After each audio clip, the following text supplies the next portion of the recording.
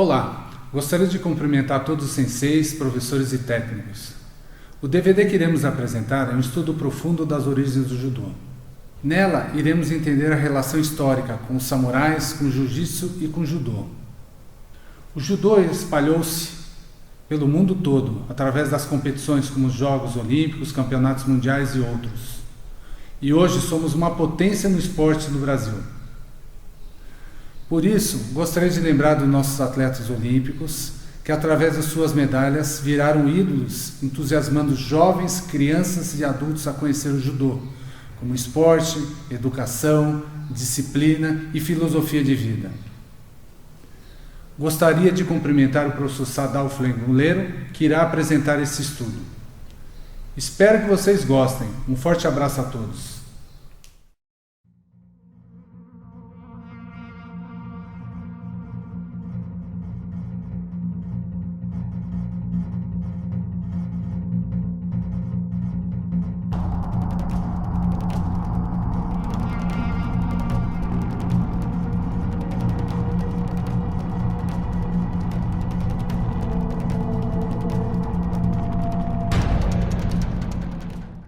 Deus abençoe a todos. Eu senti a mão de Deus me guiando nessa pesquisa e espero que todos entendam tudo que a gente levantou. Quero agradecer ao meu filho, André Oitiro, esse nome que aparece aqui é do meu filho, que foi o pesquisador na parte da internet e as coisas modernas que eu não acompanho. Ele pegou o que eu vi, o que eu ouvi, o que eu li e contei para ele e saiu para ver se havia confirmação, saiu procurando. E também uma parte bem menor, agradecer ao Dr. Mário de Tupã, grande pesquisador, com ligação com algumas pessoas na Kodokan, no Japão, que também me passou algumas coisas. Muito bem, eu gosto de falar que a história oficial, ela é difícil de entender às vezes. Para a história oficial, Cristóvão Colombo descobriu a América.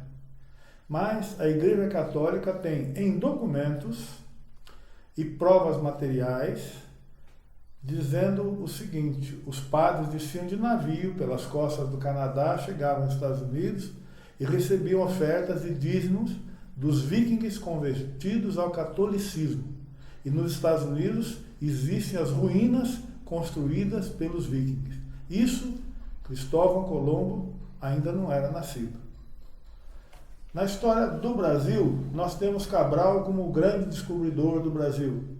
Mas antes dele, um espanhol chamado Vicente Pinzón veio aqui, entrou no Rio Amazonas com a sua nau, andou um grande pedaço do Rio Amazonas, voltou, desceu até o Ceará e saiu. Se nós quisermos voltar um pouquinho mais no tempo, construções dos vikings na terra deles, acharam lá uma madeira fazendo parte das construções. Essa madeira era pau-brasil, que só existe aqui. A história vai mudar por causa disso? Não, a história não vai mudar.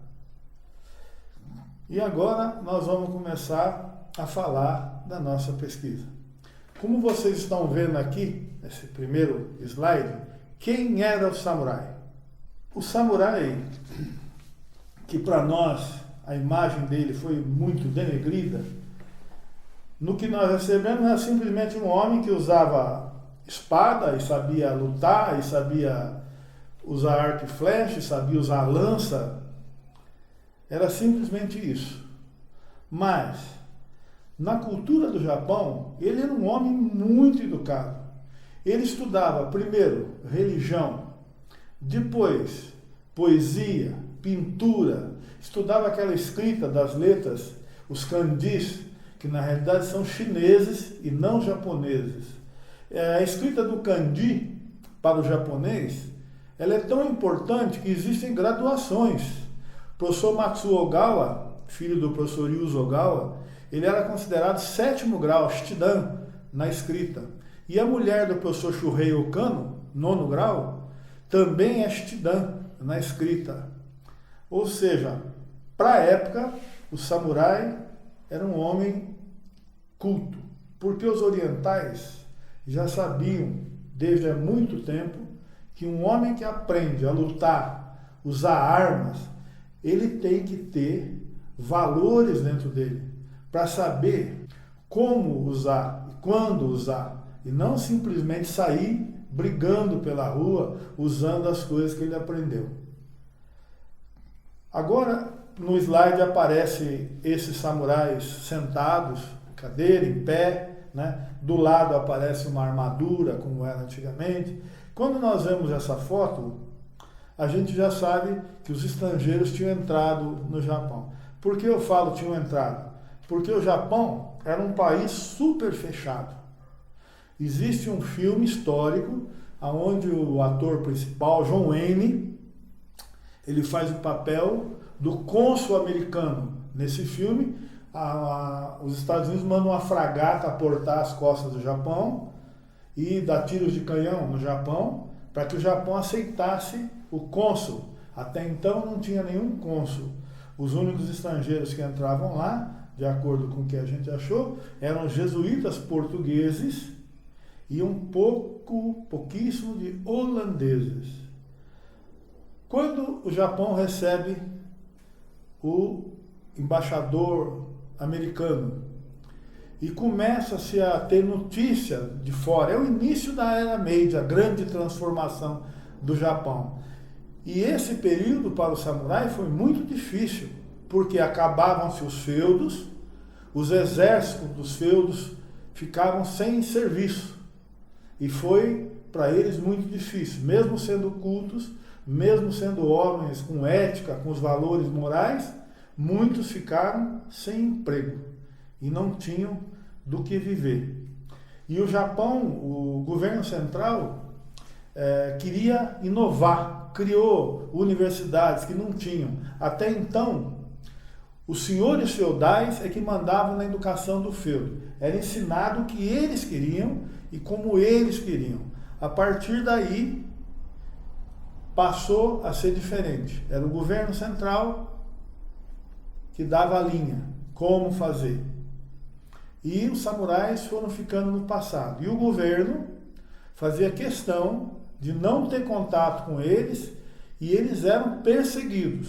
Como nós vamos ver agora, no que aparece no filme O Último Samurai. Quando um samurai vai à cidade, né? O filme é um filme romanceou os fatos, né? Mas a polícia realmente cortava o cabelo do samurai e o que não apareceu no filme, cortava o katana, quebrava o katana, perdão.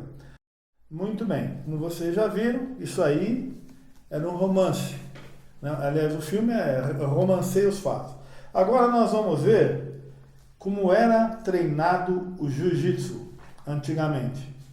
Então, quando eu estive no Japão, eu não achei nada, mas esses jornalistas americanos acharam uma família que é dona do estilo Takenouchi Ryu. Ryu quer dizer estilo ou escola. Normalmente a pessoa que criava um estilo, o estilo tinha o nome dele. No caso, Takenouchi era o nome do ascendente do professor. E eles, em Okayama, continuaram fazendo esse estilo e fazem até hoje, que é como era tradicionalmente, com o hakama, vestindo o hakama sobre a nossa roupa, o nosso judogi. E eles têm gravado em pedra que o início do estilo deles é de 1502 ou 1504, eu não tenho certeza.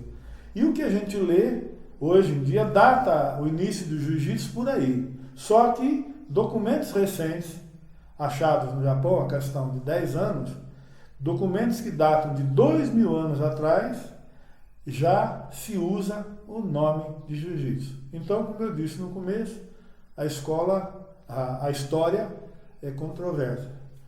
Muito bem, vamos ver agora essa parte do estilo Takenouchi Ryu. Por favor, não liguem para o que os americanos falam, nem para as quedas deles, que são horrorosas. Prestem atenção agora no Takenouchi Ryu. Muito bem. Agora nós vamos falar sobre o uniforme. Aqui nós vemos Kano Sensei tentando já colocar um padrão na nossa roupa. Por quê? De acordo com o Ogawa Sensei, o professor Yuzo Ogawa, e professor Matsuo Ogawa, filho dele, que foi o intérprete para mim, de acordo com o professor Yasuichi Ono, de acordo com o professor Terazaki de Suzano, de acordo com o professor Shibayama, é um professor antigo, foi aluno direto do professor Mifune, que morreu aqui em Osasco. O pessoal do sul do Japão gostava de usar uma calça muito justa, muito curta, e o paletó também, porque eles preferiam fazer chão, luta de chão. O nosso katame waza. E o pessoal do norte usava uma roupa mais larga, que dava já para segurar e fazer as técnicas de arremesso. Aqui, Kano Sensei já está tentando padronizar isso. E ao lado dele, eu pedi que se colocasse essa foto do professor Shiro Saigo, famoso Sugata Sanshiro, o homem que fazia Yama Arashi, tempestade na montanha. Golpe que se perdeu. A gente vai pesquisar, vai atrás dos professores mais antigos. Se você perguntar, cada um fala de uma maneira um pouco diferente como era o golpe. E eu fiz questão de colocar esse homem, Shiro Saigo, porque eu fiquei muito triste. Numa palestra do professor Suganuma, Miguel Suganuma, um grande conhecedor, um homem que sabe judô de uma maneira que deixa a gente emocionado de ouvir ele falar, estava falando sobre o Shiro Saigo e um jovem professor levantou e disse para ele que aquilo era uma lenda, que Shiro Saigo não existiu. Aqui está a foto da lenda e também a esse professor eu gostaria de dizer que o professor Shibayama de Osasco o conheceu o Shiro Saigo, e disse que ele morreu na China, com problemas de alcoolismo. Era um grande lutador, mas a técnica dele não ficou para nós nem como referência, uma lembrança mal conhecida. Agora nós vamos falar da graduação. Como era a graduação na nossa origem, né? Como era a graduação no jiu-jitsu? Pelo que nós levantamos, como vocês estão vendo nesse slide aí, ó, a reunião de alguns professores, aí estão os estilos mais conhecidos de jiu-jitsu no Japão. A gente levantou que havia mais de 100 estilos de jiu-jitsu. A maioria deles existe apenas no nome. E poucos dojos eram conhecidos pela escola a qual são afiliados. Muito bem. No meio dessa foto está Kano Sensei, que pelo que vocês podem ver, o cabelo preto, bigode preto, era talvez o mais novo ali daquele grupo de professores. No jiu-jitsu, não existia, no jiu-jitsu japonês, não existia a graduação como a gente conhece hoje. A graduação do jiu-jitsu foi herdada do samurai. O samurai treinava com a pessoa do seu feudo que o preparava, ou com o senhor feudal, que normalmente também eram lutadores, e quando ele estava pronto, sabia realmente lutar, ele recebia um título chamado Menkyo Kaiden.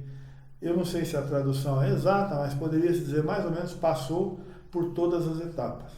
E no jiu-jitsu, isso continuou.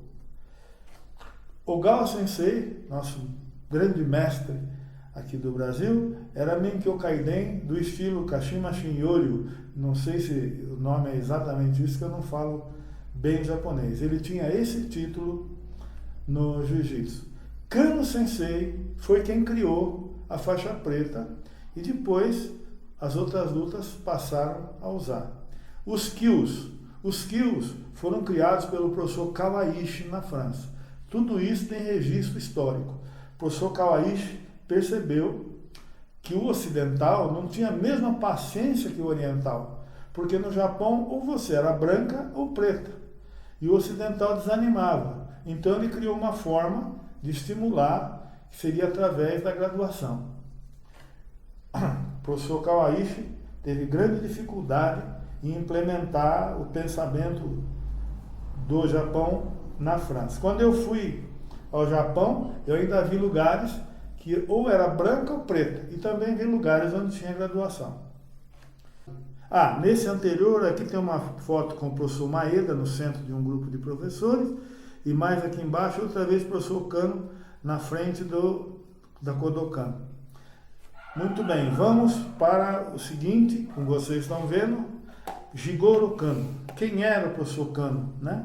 Ele nascido em 1860, na cidade de Miyake, atual Kobe, filho de Hirosaku Mareshiba, samurai, descendente de ilustres sacerdotes shintoístas, mestres budistas, intelectuais, confucionistas, e sua mãe, Sadako Kano, uma mulher de uma família tradicional e produtora da mais famosa marca de sake, o Sakekiku Masamune. Seu pai se tornou empresário e funcionário do governo e ajudou na modernização do Japão Meiji. Foi administrador da marinha japonesa. A mãe de Kano Sensei, Dona Sadako Kano, era uma pessoa super preocupada com a educação, com a cultura. E ele, jovenzinho, já começou a estudar outras línguas. Tanto é que nós levantamos que ele falava inglês, alemão, francês, chinês, coreano e japonês. E todas as anotações dele que foram deixadas, todas em inglês. Muito bem. Nós encontramos um livro, e eu não sei se vai aparecer, de um autor alemão, que ele morou e estudou no Japão, e de acordo com o que nós levantamos, ele fala, lê e escreve japonês. Falando sobre essa transformação das escolas, que estavam sob o domínio feudal pelos daimyo e foram transformadas em escola de educação secundária, cuja principal função era preparar os estudantes para ingressar na universidade, que por sua vez tinha como meta formar lideranças com conhecimento do Ocidente, que pudessem ser aptos para liderar a modernização do Japão.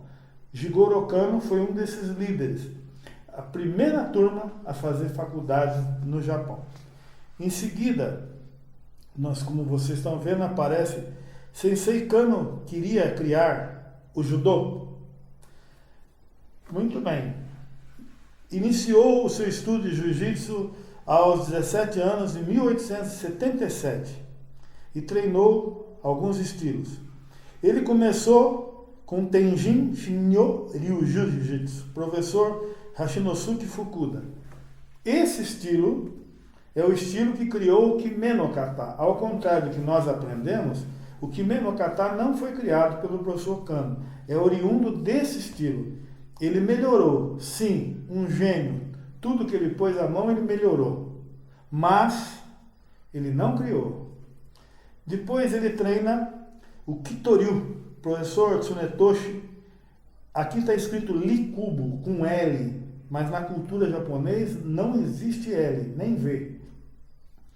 Depois ele treinou também o Takenouchi Ryu.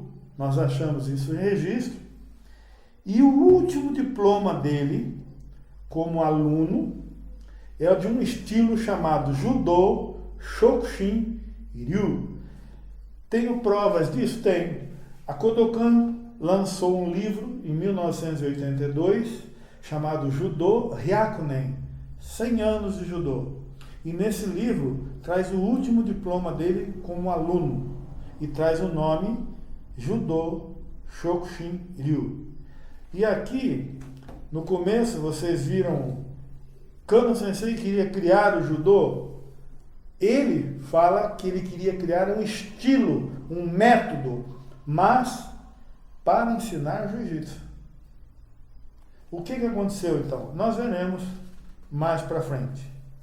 Novamente aparece aqui, nesse próximo slide, Sensei Kano queria criar o judô. No livro que traz Energia Mental e Física, escritos do fundador do judô, que foram todos juntados pelo seu secretário. Ele mantinha um secretário americano e todas as anotações dele eram em inglês. Nesse livro ele diz que não, né? Aqui nós achamos esse outro livro, O Completo Kano Jiu-Jitsu. Capa do livro original de 1905, reeditado em 1961, ainda se referia ao judô como Kano Jiu-Jitsu. O governo japonês não se pronunciou sobre tal distinção até 1925, quando estabeleceu que o nome correto da luta a ser ensinada nas escolas do Japão deveria ser judô e não jiu-jitsu. Isso foi feito pelo governo. E ele se desculpa. Eu evitei o nome. Esse livro, ele orientou esses dois professores, o professor Hancock e o professor Higashi a escrever. E ele ficou por trás e pôs Kano no jiu-jitsu, né? E essa desculpa dele está no livro Kodokan, de 2008, página 22. Que está aqui o livro oficial da Kodokan. Muito bem.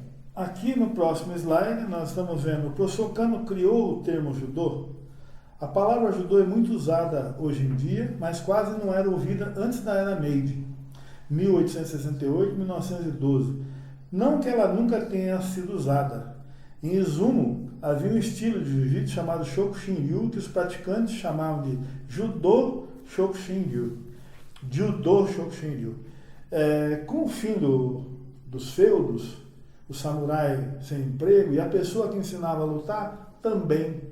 Houve um movimento entre os professores de jiu-jitsu, eles ficaram sem ter clientela. Por quê? O jiu-jitsu era tão difícil, tão duro, que a criança não treinava até então, e nem a mulher.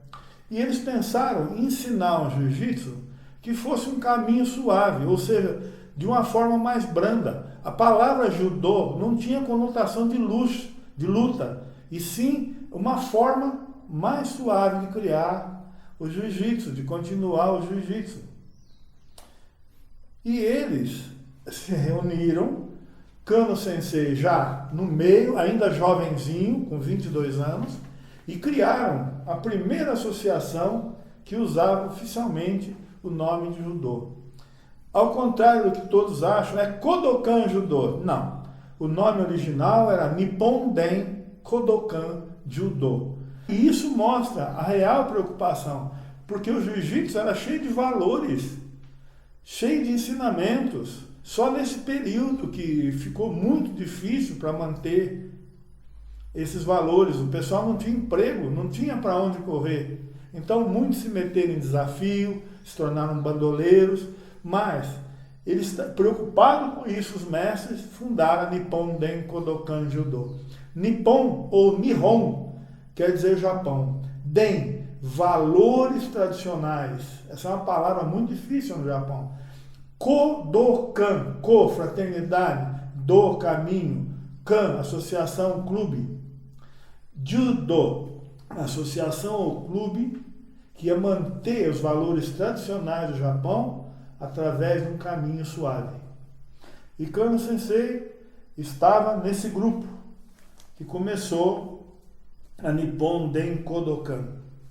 Muito bem, com o fim da era Meiji e o início do pensamento diferente, existia um professor chamado Tanabe, Torajiro Tanabe, e ele começou a ensinar ao seu filho, aos 9 anos, Mataemon Tanabe. Esse professor não acreditava que voltasse o período dos samurais. Por quê? No período dos samurais, o jiu-jitsu era treinado, não tinha envolvimento no chão, como a gente conhece hoje. Se vocês olharem o Kime no Kata, vocês vão perceber que não tem envolvimento no chão. Bate, faz a chave ou estrangula e já muda de posição, né? Não tem o que nós sabemos de guarda, posição, não inverter. Não existia isso. Porque durante uma batalha, o jiu-jitsu era treinado para guerra, o indivíduo não ia descer para fazer chão. E quando é treinado de joelho? Porque na cultura japonesa não tinha cadeira. E em alguns lugares que a gente vai ainda hoje, que segue a tradição, tem mesinhas, onde você fica ajoelhado do lado para comer, para escrever, para conversar. Então, se o samurai fosse atacado naquela condição, ele saberia como se defender.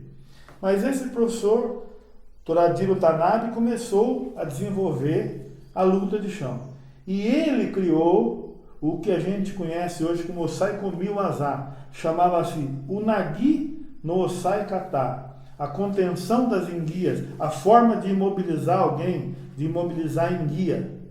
E o filho dele se tornou um grande executante, tanto em pé como no chão. Ele procura o professor Jigoro Kano e vai lutar com a turma do professor Jigoro Kano, em pé de igual para igual. Quando a luta ia para o chão, ele conseguia finalizar todo mundo. Ele fazia um estilo chamado Fusen Ryu. E o professor Kano, um homem com a visão maravilhosa, muito humilde, o chama. Tanabe, vem ensinar para a minha turma.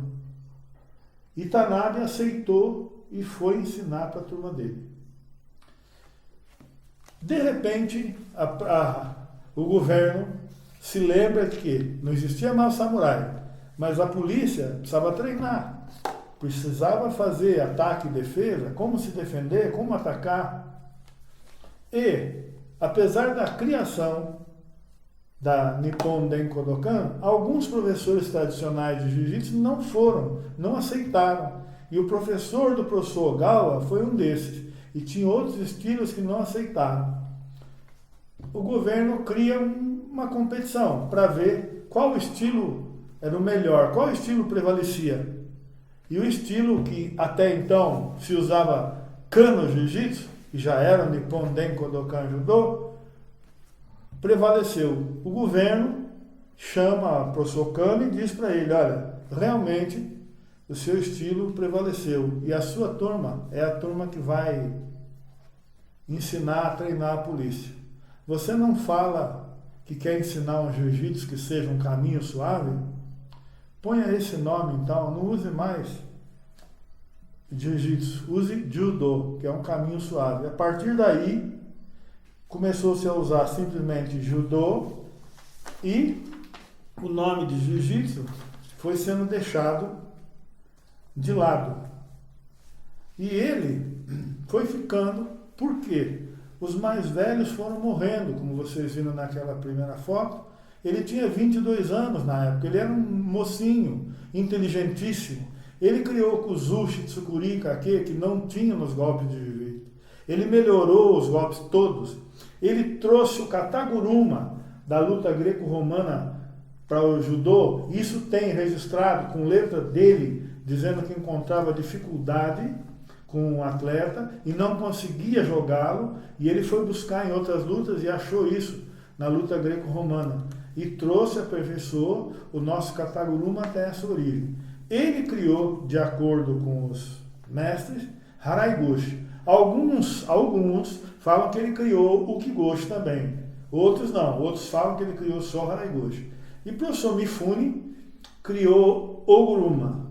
Alguns dizem que ele criou também o Sumiotoshi, que antigamente era chamado Kukinage, golpe do ar. Outros dizem que não. Mas tudo que vocês veem hoje já tinha no jiu-jitsu. Talvez com uma forma não muito bonita, mas já tinha no jiu-jitsu. Muito bem. Agora nós vamos para o próximo slide, que é do professor Maeda. O professor Mitsui Maeda nasceu em 18 de novembro de 1878 e falecido em 28 de novembro de 1941. Nasceu na vila de Funazawa, cidade de Hirosaki. Aos 17 anos mudou para Tóquio e no mesmo ano matriculou-se na Kodokan. A Kodokan possui o registro do professor Maeda de seus arquivos. Teve como professores Tomita Sensei e Yokoyama, dois dos maiores lutadores da Kodokan.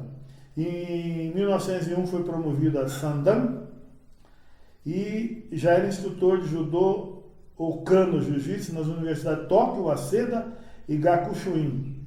Quando ele veio para cá, ele veio para as Américas, ele já veio 4º grau. E o professor Kano falava que foi o melhor 4º grau que eles formaram. Ele saiu do Japão com uma trupe, um grupo, e fazendo exibição pelo mundo afora. Deixou o Japão em 1904 e naquela época o judô ainda é conhecido como Kano Jiu-Jitsu ou simplesmente Jiu-Jitsu.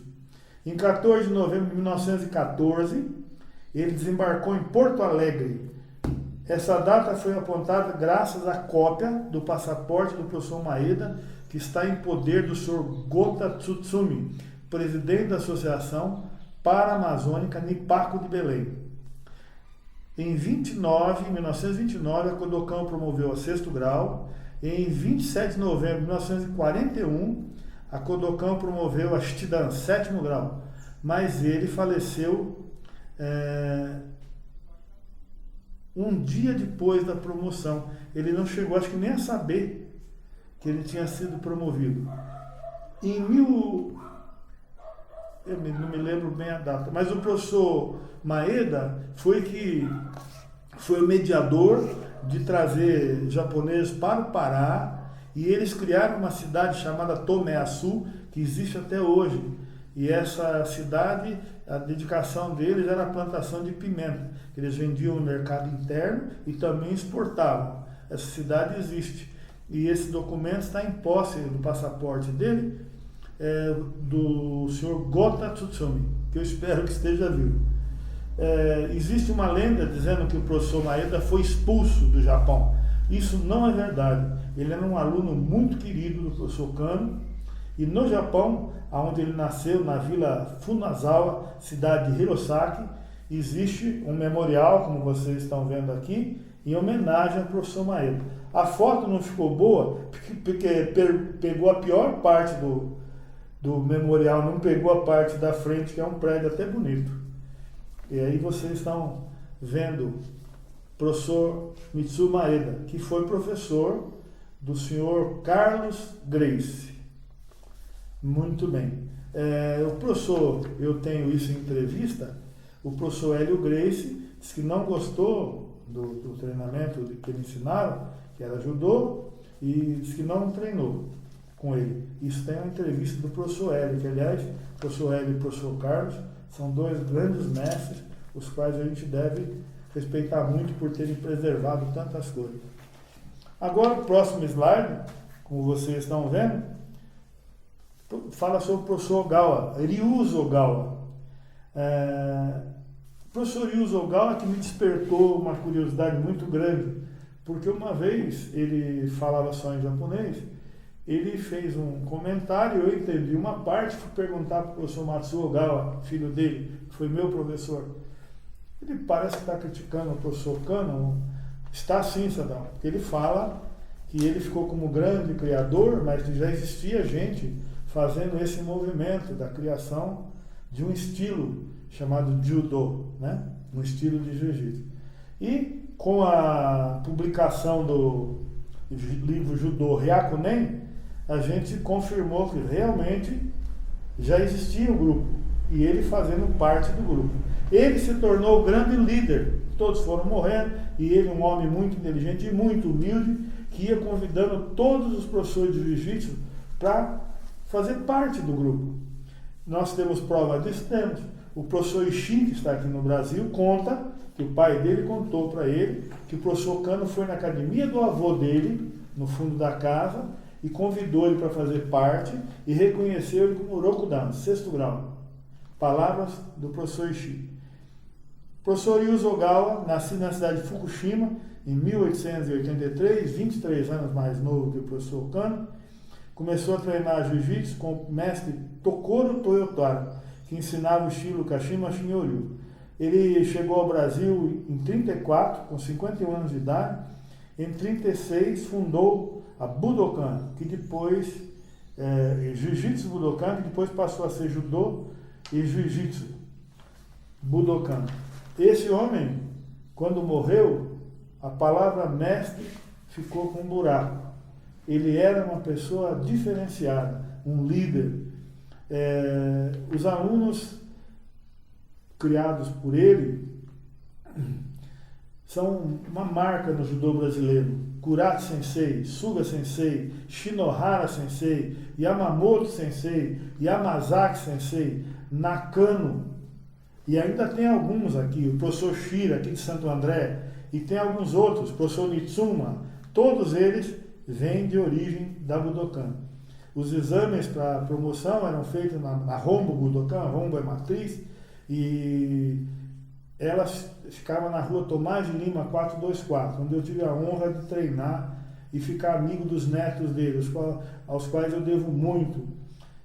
A Budokan, em 1964, se eu não me falho, não me engano, eu não era da Budokan ainda, teve um campeonato de faixas pretas chamado Dansha Taikai, e tinham 450 faixas pretas só da Budokan.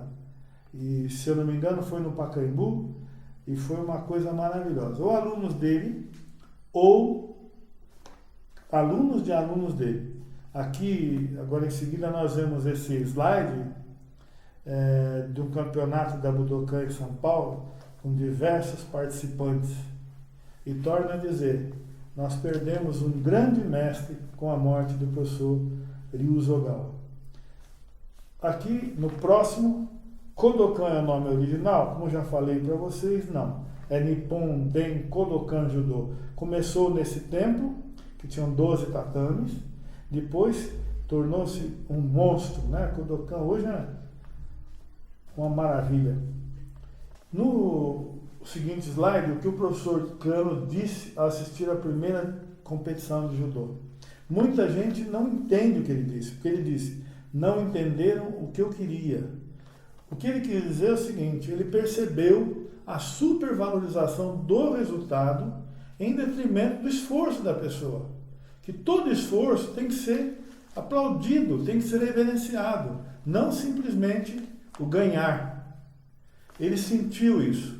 E ele falou uma outra coisa que também é histórica, está registrado. Além disso, nós temos aqui em Poços de Caldas o professor Mitsui Samatsu, que o professor dele estava presente e quando ele falou também, para o judô, a competição não tem valor nenhum, porque ele via simplesmente a pessoa aplicando a técnica de qualquer jeito para chegar a ganhar, né? Não desmerecendo a competição.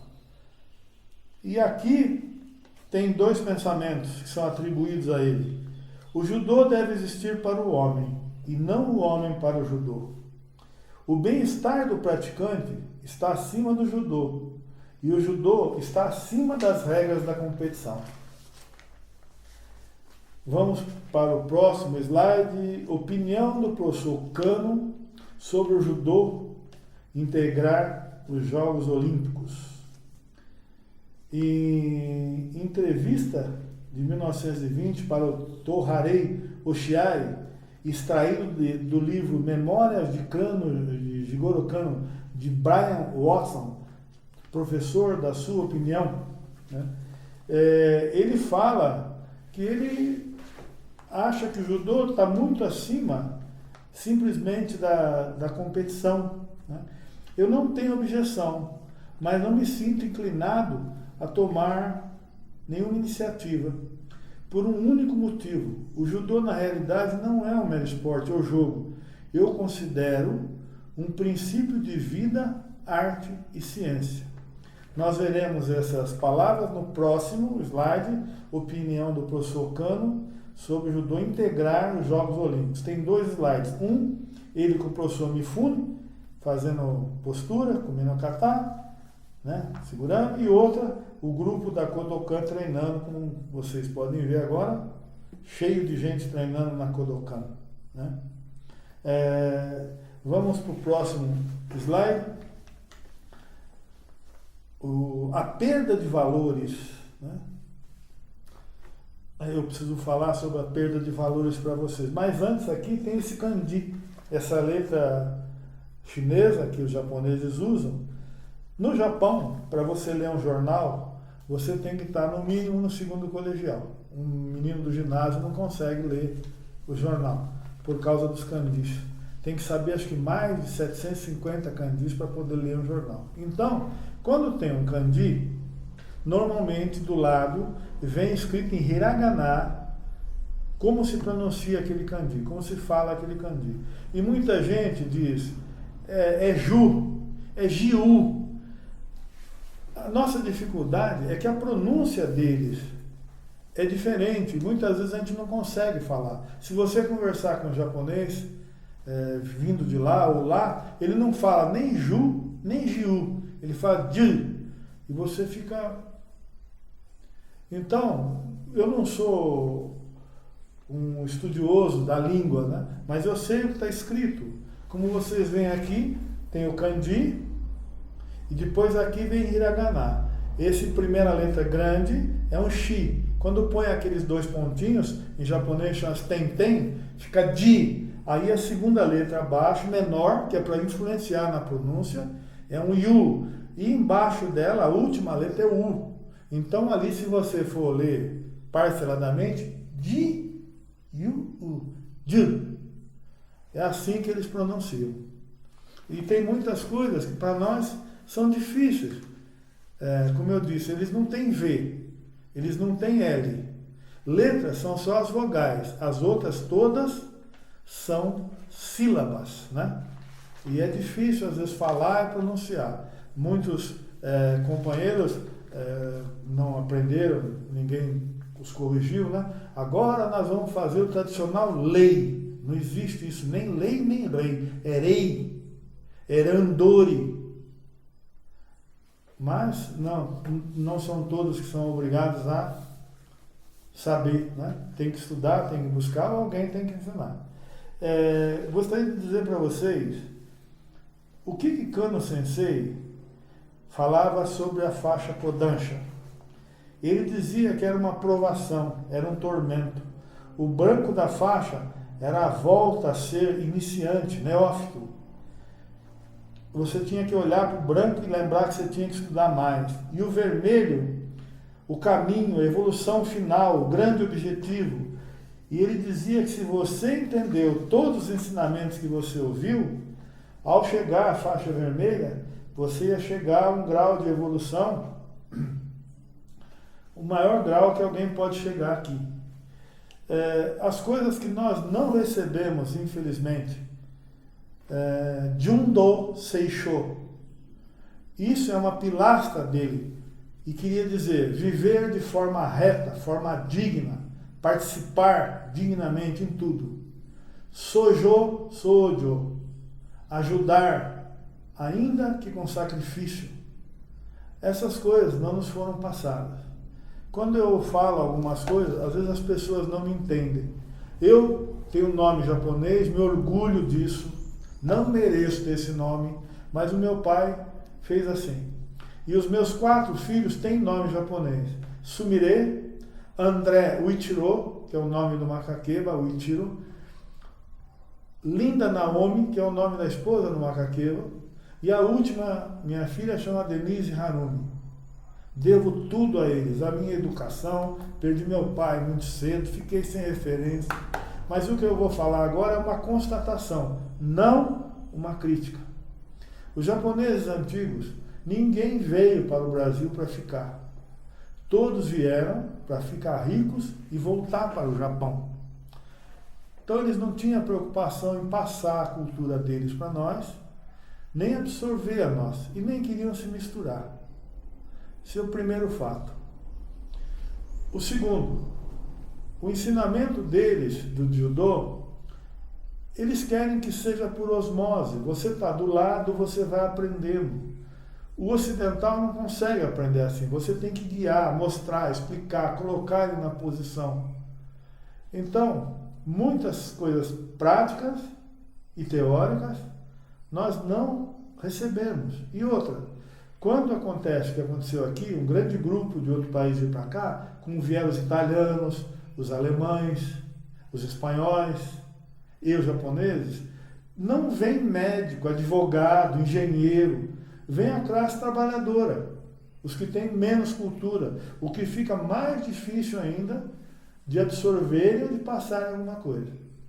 Eu agradeço aos japoneses, agradeço a todos os meus professores, em particular, primeiramente, ao professor Ogawa e à família Ogawa. Agradeço ao professor Suganuma, que tanto me ensinou. Agradeço ao meu irmão Makakeba,